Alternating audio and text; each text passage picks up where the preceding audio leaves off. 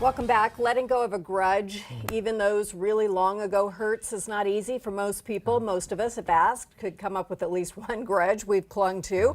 But that can damage our mental and physical health. So here to help us let it go is behavioral expert Dr. Gregory JANTZ. It's good to see you. Oh, grudges. They kind of hang on, right? Shall we jump right into it? Do they serve a purpose? Why do we hang on to So them? grudges cause us to feel powerful. You know, this person hurt me. A grudge is, you know, I've been hurt and I don't want to let go of it. And that feels powerful. But you've heard the saying, I'm drinking the poison thinking that it's hurting the other person, but it's really hurting me. The other person may not care in the least that this happened. They may not even be aware of the significance of the hurt. By the way, we're all human beings and we've all been hurt. Right. And some hurts, and let me just acknowledge it, are deep. And we think about a grudge, you go, how can I ever forgive? And it seems overwhelming. Well, part of it is maybe a misunderstanding about what we're talking about when we say letting go of a grudge, because I think of that as different than saying whatever happened was okay, we're cool now. It's not that exactly. What is it to let go of a grudge? Well, first of all, grudge is something that can lead us to resentment, can lead us to be embittered, which has some health consequences. So a grudge means I've been injured and I'm still carrying that wound.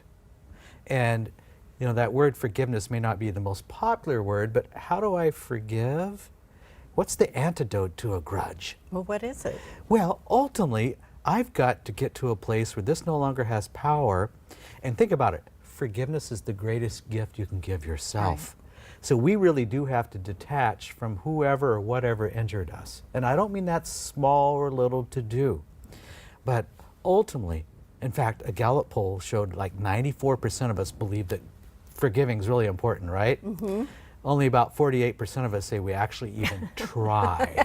We don't even try. Interesting. Yeah, because we like that, though it's poison, we like that feeling. That feeling of being the victim of injustice. You can get a righteous anger going, right? Exactly.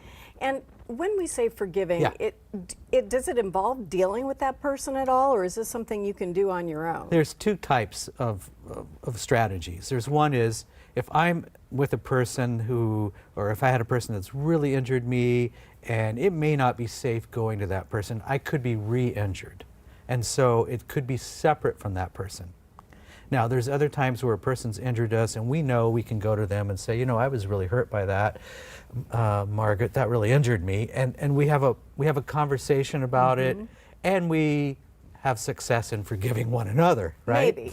Yeah. Or maybe not. Or maybe not, but we've been able to bring it up and talk about it. Right. But I'm thinking also about people who may hold a grudge or a hurt from a parent who's already gone, or it's impossible to actually talk to that person, and yet you need to unburden. You know, and I think we've got to experience the pain. I know that's hard to say. I've been with clients before, and we have been at a tombstone, a gravesite, and they've read a letter that describes the impact of the injury. Wow. And that letter has ended in tears that says, and I forgive you. I'm making a decision to go on with my life. You think about it. If we don't forgive, we look through the world through the lens of bitterness. That distorts our reality. We're probably not trusting. We're probably hypersensitive. So it really has injured us. Yeah, that makes sense. In terms of the physical ailments that can come from that, what have you seen in your there's practice? some really fascinating studies and ongoing as we look at forgiveness or lack of forgiveness. We know, for example, if I forgive, it actually can increase my serotonin levels. Now, serotonin is that sleep chemical. I used to work in sleep research. Serotonin has to do with mood. We know that lack of forgiveness affects sleep and sleep stages. Wow. So, hey, and it also raises the level of oxytocin if I forgive. So there's a lot of benefits. We know that a person that's unforgiving and full of resentfulness has a lot of cortisol, which is not helpful. That's the stress hormone, right? So is this something... So there's a physical impact. I mean, I guess I could try to talk myself through this. This also seems like a good thing to see a therapist about, or, you know, even if it's a short-term thing. You know, Margaret, I think there's times it really is simply overwhelming. And you may even get, if you're told, oh, you should forgive, you may even get angry about that. Well, I mean, it's like, you don't come even on, know where to start. You don't even understand what they did to me. Right. So I think there's times where it's so big that we really do need somebody that first of all, can really help us go through the different steps.